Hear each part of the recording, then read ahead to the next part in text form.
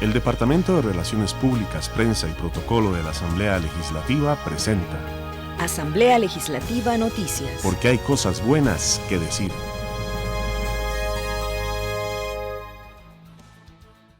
Aprueban nueva legislación para regular teletrabajo. Avalan inhabilitar hasta por 10 años empresas que incumplan contratos de obra pública. Avalan mayores controles entre contrataciones de empresas del Estado. Contralor advierte sobre el riesgo de excluir a universidades públicas y municipalidades de la regla fiscal. Vamos al detalle de las informaciones. Los diputados votaron a favor del proyecto 21.141 que pretende promover, regular e implementar el teletrabajo como un instrumento para la generación de empleo y modernización de las organizaciones públicas y privadas a través de la utilización de tecnologías de la información y la comunicación. Se permite de esta forma utilizar el teletrabajo de forma voluntaria bajo las disposiciones del Código de Trabajo y los instrumentos jurídicos de protección de los derechos humanos. Pero obviamente si se da un accidente de una persona teletrabajadora que está haciendo otra cosa que no tiene nada que ver, que no está cumpliendo con su jornada o que tomó ese tiempo para dedicarse a otras labores en una conducta que no tiene nada que ver con la relación laboral, pues obviamente ahí las entidades aseguradoras, los juzgados de trabajo tienen margen para interpretar eso, si entra o no entra como un riesgo del trabajo, aplicando precisamente la jurisprudencia que se ha venido aplicando en esta materia. Además, los legisladores votaron de forma definitiva el cuarto presupuesto extraordinario del gobierno de este año, que contiene más de 5.700 millones de colones para el pago de salarios a los empleados de Habdeba. También votaron a favor una adición al Código Municipal Expediente 19.905, que permite a las municipalidades del país que funcionen como administraciones tributarias y en consecuencia tengan facultades para ejercer fiscalización y control en la recaudación de los diversos tributos a ellas asignados. Además, autorizaron al PIMA a donar al Instituto Costarricense de Turismo el terreno en el que se construyó el centro de convenciones. El plenario legislativo aprobó adicionar un artículo 100 ter a la Ley de Contratación Administrativa para inhabilitar de 3 a 10 años a los contratistas en proyectos de infraestructura vial que incumplan o cumplan de manera defectuosa con el objeto del contrato o infrinjan los programas de trabajo pactados. Pero el fin de este proyecto primordialmente es quitar la obligación de apercibir a las empresas incumplientes con las contrataciones en infraestructura vial.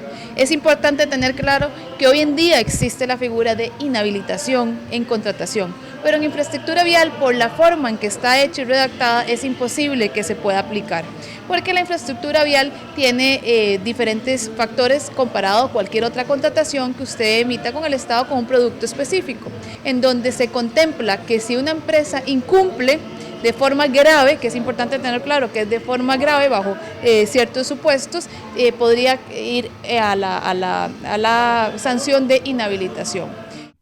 La sanción aplicaría para participar en los procesos desarrollados por la Administración Central, la descentralizada y las municipalidades.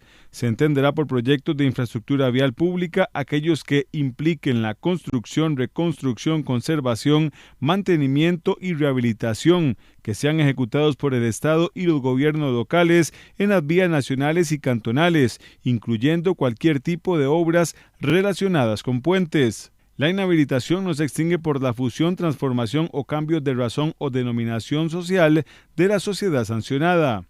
Además, los diputados aprobaron el expediente 21.277, con el que se corrige la redacción del artículo 24 de la recién aprobada Ley de Fortalecimiento de las Finanzas Públicas, y con esta propuesta se resguardarán las transferencias del gobierno central hacia las entidades públicas, de tal manera que el presupuesto a asignar no sea inferior al presupuesto asignado.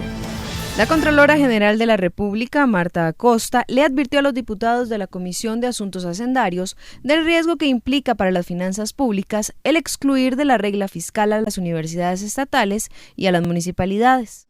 Mediante proyecto de ley 21.494, las municipalidades y los consejos municipales de distrito del país buscan ser exceptuadas de la aplicación completa del título cuarto y mediante acción de inconstitucionalidad promovida por las universidades, estas buscan que se declaren inconstitucionales algunos artículos del título cuarto de la ley 9635. Al respecto, las exclusiones tienen implicaciones negativas en el proceso de ajuste fiscal, ya que obvian que el financiamiento de estos sectores depende también de los recursos que les transfiere el gobierno central. Por eso yo creo que aplicar esto a rajatabla no es lo mejor. Yo sí creo que hay que ver cada uno de los entes por aparte, y claro, hay temas que son muy importantes, que son los riesgos colaterales que puede estar asumiendo el gobierno porque algunas instituciones generen deudas muy altas o déficits muy grandes, y eso está bien, pero a mí me preocupa la aplicación para todo el sector público por igual de una regla fiscal. Acosta también advirtió que en el caso de las universidades, estos centros de educación superior van a tener que hacer en el futuro no muy lejano ajustes en su presupuesto e implementar medidas para la contención del gasto. Además, en promedio, durante el 2014 al 2018, el aporte estatal a la educación superior representó el 8,7% de los gastos corrientes del gobierno central y un 23% de los gastos corrientes del MEP. Tanto las municipalidades como las universidades públicas han presentado acciones para ser excluidas de la regla fiscal que se aprobó en la reciente reforma tributaria. La Comisión de Económicos dictaminó de forma positiva el proyecto 20.961, que modifica la Ley de Regulación y Comercialización de Bebidas con contenido alcohólico, con el fin de prohibir la imitación y la adulteración de cualquier forma de licor, así como su contrabando. Este proyecto tiende a dos cosas. Uno, asegurar la trazabilidad, es decir, que haya mecanismos que establezca el Ministerio de Hacienda para lo cual se le pueda dar seguimiento al producto importado o producido en Costa Rica. Y además se le otorgan facultades a la Policía Municipal, a los gobiernos locales en general, para trabajar junto con la Policía Fiscal. Establece que las autoridades competentes para determinar esta situación son las policías de control fiscal municipal y los inspectores municipales, que deberán decomisar el producto adulterado o de contrabando. El Ministerio de Salud y el Instituto de Fomento y Asesoría Municipal deberán tener el recurso humano disponible y los equipos tecnológicos necesarios para realizar las pruebas de adulteración en el lugar. Para tales efectos, el IFAN deberá constituir una unidad especializada en aplicación de dichas pruebas. Por su parte, el Ministerio de Hacienda deberá establecer un registro de códigos de barras y de etiquetados de licor que posibiliten la identificación por parte de los consumidores y de las autoridades policiales. También los legisladores dictaminaron el proyecto 20.815, una reforma a la ley del Sistema Bancario Nacional que exige que en cada sesión de las juntas directivas de los bancos estatales se levante un acta, la cual constituirá una transcripción literal de todas las intervenciones efectuadas. Esto con el fin de que ninguna persona pueda alterar un acta, como se conoció en el caso del préstamo del cemento chino. Es una reforma a la ley orgánica del Sistema Bancario Nacional para que las actas sean transcritas literalmente, de manera que no ocurra lo que lamentablemente ocurrió en el pasado, donde queda muy sujeto al secretario el resumen de las actas, y eso impide ver cuál era el fondo realmente de las discusiones. La Comisión de Asuntos Económicos dictaminó el expediente 21.014 que busca modificar la excepción del artículo 2 de la Ley de Contratación Administrativa para evitar que las contrataciones entre entes de derecho público se den a la libre, es decir, sin pasar por los procesos de concurso establecidos en la ley. La propuesta busca supervisar casos como el contrato de factura electrónica por $8.5 millones entre el Ministerio de Hacienda y la empresa de servicios públicos de Heredia, el de Data Center por $20 millones entre el Ministerio de Hacienda y el ICE, y sobreprecios de hasta $1,5 millones como ocurrió entre el Consejo de Transporte Público y RACSA. El proyecto pasará al plenario legislativo para su discusión final.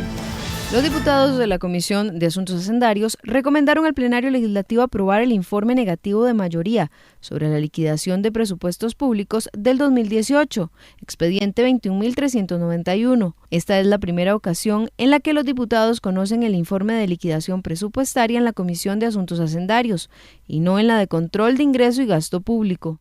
Es un informe donde se genera toda una verificación de la liquidación presupuestaria del presupuesto del año anterior, en este caso del 2018, y presenta también un informe detallado donde genera una serie de recomendaciones. No es la primera vez que viene negativo por parte del órgano Contralor, ya en años anteriores igualmente se presentaba. ¿Cuál es la diferencia para este año? Bueno, que a raíz de la reforma del reglamento de la Asamblea Legislativa, por primera vez se está conociendo en la Comisión de Asuntos Hacendarios. Entre los principales señalamientos que hace el informe está la persistencia de errores graves, como el incumplimiento de las normas de ejecución, la inejecutabilidad de programas públicos, las arriesgadas tomas de decisiones, las dificultades para la transparencia y la rendición de cuentas. Además, señala que el gobierno continúa financiando gasto corriente con deuda. Que existe una serie de debilidades, no solamente en la formulación del presupuesto, sino también en la ejecución durante el año presupuestario, que se reiteran año tras año. Le comento que no es el primer año que se genera un informe negativo por parte del órgano Contralor. Entonces nosotros lo que estamos es capturando todas estas recomendaciones del órgano Contralor. Ahora el informe será conocido durante el mes de septiembre por el plenario legislativo. El Departamento de Relaciones Públicas, Prensa y Protocolo de la Asamblea Legislativa presentó Asamblea Legislativa Noticias. Porque hay cosas buenas que decir. Si tiene alguna consulta sobre el Congreso, puede visitar el portal legislativo www.asamblea.go.cr. Además, puede seguir las transmisiones del plenario en dicha web a las 2:45 de la tarde de lunes a jueves. En YouTube somos Parlamento CR, en Facebook somos asamblea.legislativa.Costa Rica y en Twitter nos encuentra en @asambleacr.